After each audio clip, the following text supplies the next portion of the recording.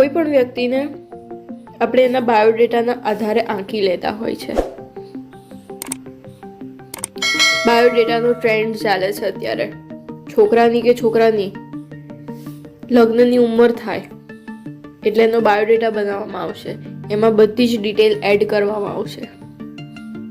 છોકરો કે છોકરી ભણેલું કેટલી છે કે કેટલો છે, એની હાઈટ, એનું વેઇટ, એની કાસ્ટ કઈ છે, ધર્મ કયો છે, માતા પિતાનું નામ, બેન કેટલા છે, ભાઈ કેટલા છે, બધી જ એની ડિટેલ એડ કરવામાં આવે છે.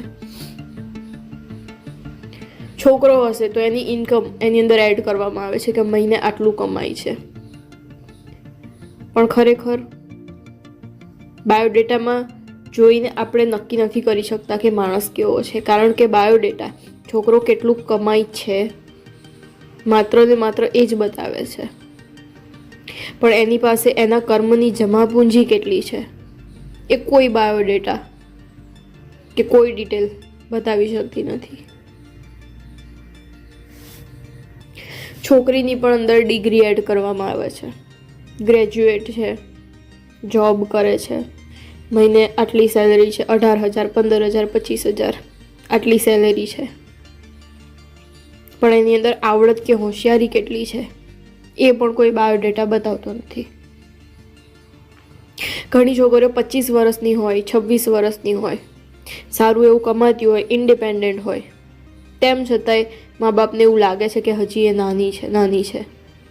આ નાની છે એના ચક્કરમાં ક્યાંક ને ક્યાંક એને કોઈ વાતે ટોકવાનું કે એને કોઈ વાતે સંસ્કાર આપવાનું રહી જાય છે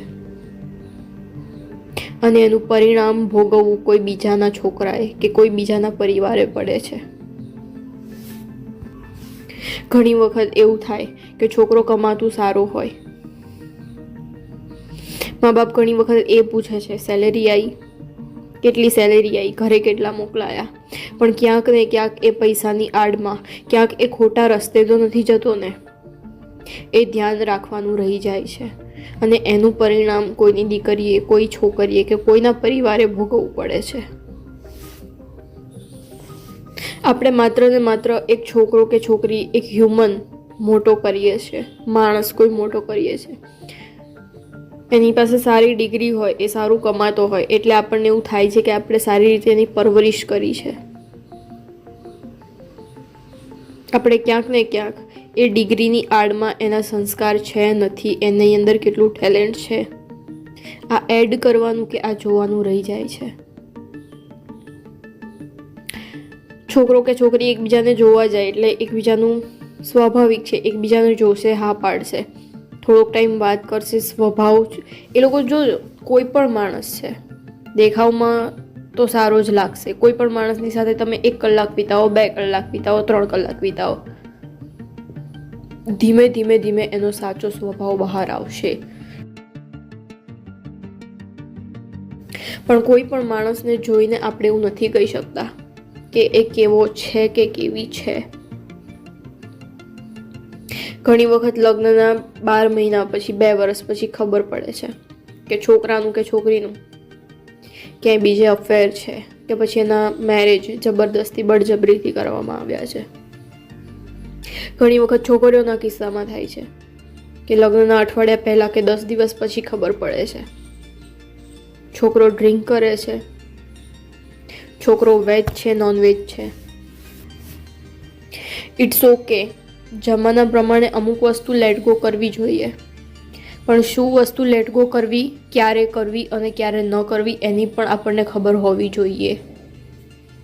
કોઈ પણ છોકરી માટે તમે ઘર શોધો, વેલ સેટ ફેમિલી હોય, બધાનો ઘરમાં સ્વભાવ સારો હોય, છોકરો ઇનફેક્ટ કમાતું સારું હોય, પણ જો એને કોઈ વ્યસન હશે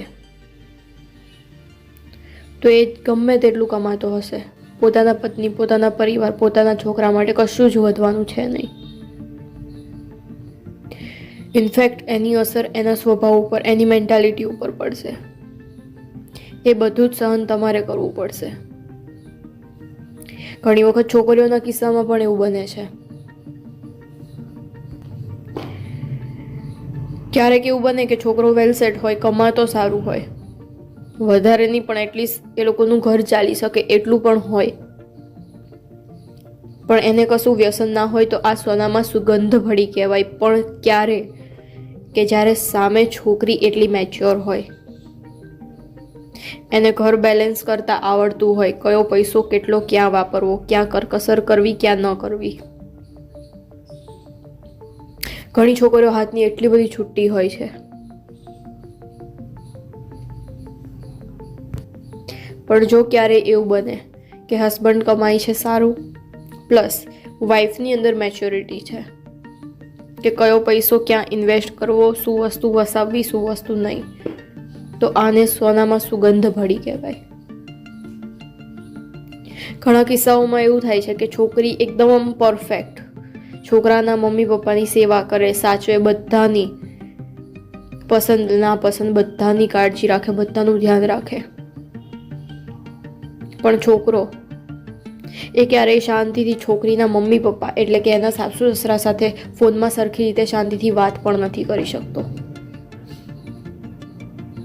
15-20 દિવસ કે પછી મહિનો લાગી જાય છે કે એને એવું થાય કે લાય મારા ફેમિલી, એ પણ મારું ફેમિલી છે, એને અપનાવવાની, એને એની ઉપર કોઈ જાતનું ફોર્સ જ નથી હોતો કે ભાઈ મેરેજ થઈ ગયા છે તો આ પણ તારી રિસ્પોન્સિબિલિટી છે, આ પણ તારું ફેમિલી છે. પ્રેશર માત્ર એક તરફથી જ આવે છે છોકરીને કે આ તારા સાસુ સસરા છે, આના પ્રત્યે તારી આ ફરજ છે. તો એ ફરજ બંને બાજુથી હોવી જોઈએ, પણ આપણે આવું નથી કરતા. આપણે છોકરાને નથી શીખવાડતા કે લગ્ન પછી તારી પત્નીની જવાબદારી તો તારી છે જ, પણ તારી ફરજ એના ફેમિલી પ્રત્યે પણ છે. તું એ ઘરનો જમાઈ છું તો તારે એટલીસ્ટ એ લોકોને સરખી રીતે માનપાન, એ લોકોનું માન સન્માન જાળવવાની જવાબદારી તારી છે. એટલે લગ્ન કરતી વખતે છોકરાનો સ્વભાવ પણ જોવો જોઈએ કે પછી સાવ થર્ડ ક્લાસ બિહેવ કરે તો એને સારો સ્વભાવ ના કહેવાય. પૈસા તો કદાચ તમે 2 વર્ષ, 5 વર્ષ કે 10 વર્ષની અંદર કમાઈ લેશો, પણ જો સારો સ્વભાવ હશે તો સોનામાં સુગંધ ભળશે. પણ જો સારો સ્વભાવ નહીં હોય તો એ કમાયેલા પૈસા પણ તમારે રડી રડીને ભોગવવા પડશે.